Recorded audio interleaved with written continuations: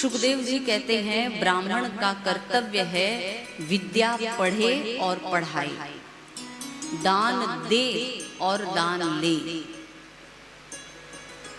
फिर क्षत्रिय का क्या कर्तव्य है? बोले अपने शौर्य और पराक्रम से प्रजा की रक्षा करे। वैश्य का कर्तव्य है गायों की सेवा करना, गौ रक्षा करना।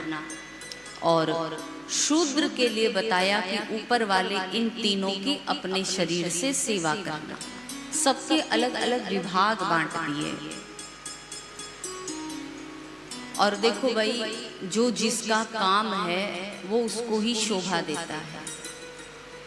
आप अकेले सारा काम तो कर नहीं सकते कि कथा का पूरा अरेंजमेंट मैं ही कर लूंगा, डेकोरेशन भी मैं करवा दूं, भोजन की व्यवस्था भी मैं ही देख लूं, लोगों को इनवाइट भी मैं ही कर लूं, और किस दिन क्या पहनना है ये भी मैं ही डिसाइड कर लूं, कार्ड भी मैं ही छपवा दूं। सब कुछ अकेला व्यक्ति नहीं कर सकता। बड़े कार्य के लिए विभाग बांट दिए जाते हैं। इसलिए भगवान ने भी विभाग बांट दिए, ब्राह्मण, क्षत्रिय, वैश्य और शूद्र। लेकिन कई लोगों को लगता है कि पैसा कम खर्चा हो इसलिए उसका काम भी मैं कर लूं, उसका काम भी मैं कर लूं। ऐसे में काम बिगड़ जाता है। आपको एक सच्ची बात बताऊं, एक बार एक कोई व्यक्ति था तो उसकी पत्नी लंबे समय से बीमार चल रही थी। तो किसी ने कहा कि भाई ब्राह्मण को बुला करके घर में पूजा पाठ करवा लो, पत्नी तुम्हारी ठीक हो जाएगी। तो वो व्यक्ति ब्राह्मण के पास गया। उसने जाकर के कहा पंडित जी ऐसी ऐसी बात है, क्या करें?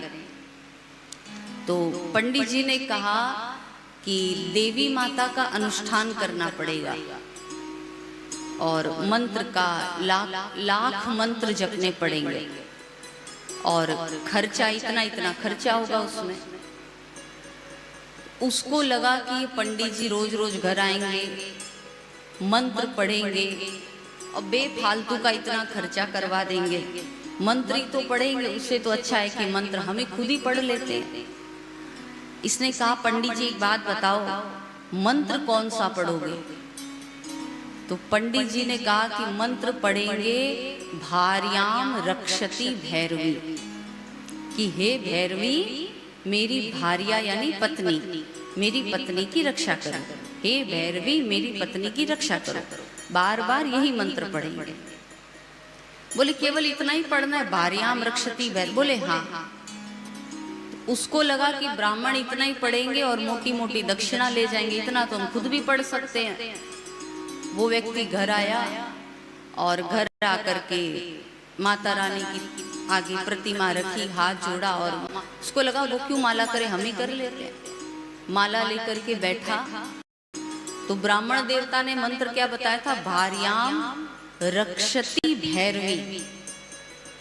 परंतु ये व्यक्ति मंत्र भूल गया और घर आकर के पढ़ने लगा भार्याम भक्षति भैरवी, भार्याम भक्षति भैरवी।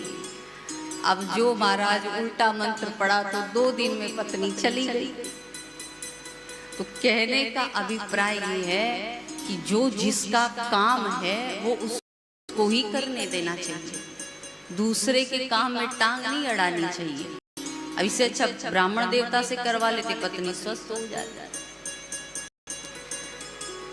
तो ऐसी गलतियां न हो इसलिए भगवान ने वर्णाश्रम व्यवस्था बनाई और सबके अलग अलग काम बांट दिए।